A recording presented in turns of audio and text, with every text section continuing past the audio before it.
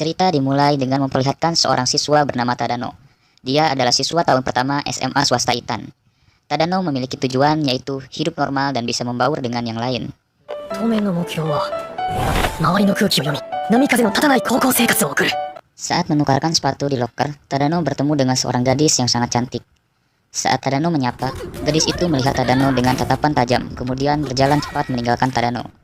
Tadano melihat loker gadis itu, diketahui bahwa nama gadis itu adalah Komi. Sambil berjalan menuju kelas, Tadano bertanya-tanya dalam pikirannya mengenai gadis yang ditemuinya itu. Saat Tadano duduk di bangkunya, secara kebetulan gadis itu sudah duduk di sampingnya. 隣の席だった。お Anggap sebagai primadona sekolah oleh teman-teman sekolahnya. Hal itu membuat teman-teman lainnya iri dan melihat Tadano dengan tatapan tajam, karena bisa duduk bersebelahan dengan Komi. Saat kelas dimulai untuk perkenalan, ketika giliran Komi tiba, Komi langsung berdiri dan terdiam selama beberapa detik. Kemudian menghampiri papan tulis. Dengan anggun dan cepat, dia menuliskan namanya di papan tulis. Hal itu sontak membuat seluruh siswa bersorak gembira. Saat tiba giliran Tadano untuk perkenalan, dia berbicara panjang lebar sehingga membuat yang lainnya kesal dan berkata bahwa Tadano tidak bisa membaca suasana.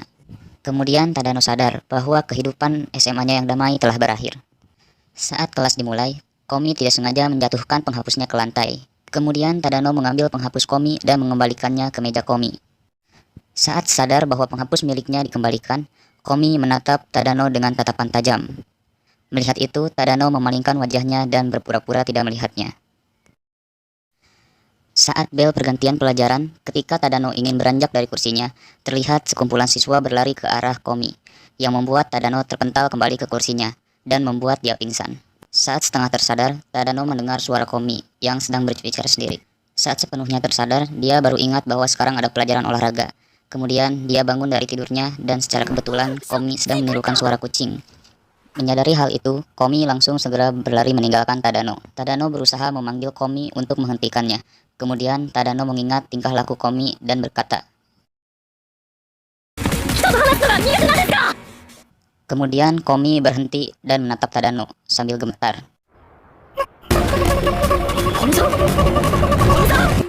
Tadano mencoba bertanya kepada Komi, tetapi Komi tidak menjawab. Kemudian Tadano menyarankan Komi untuk menuliskan kata-katanya di papan tulis.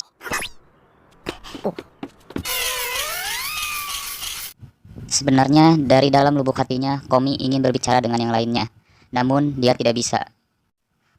Komi memiliki gejala mental bernama non-komunal, di mana dia bukannya tidak ingin berbicara dengan orang lain, melainkan tidak mampu untuk bersosialisasi dengan sekitar. Tadano dan Komi kemudian saling berbicara melalui papan tulis.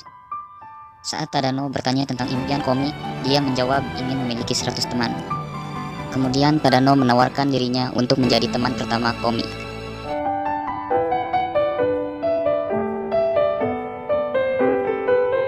Keesokan harinya, Tadano mulai mengajari Komi cara bersosialisasi, dimulai dengan kata, jadilah temanku. Saat Komi mencobanya, dia malah diam mematung, dan membuat isyarat yang artinya, jadilah temanku. Tadano pun berjanji pada dirinya sendiri untuk membantu Komi mendapat 100 teman.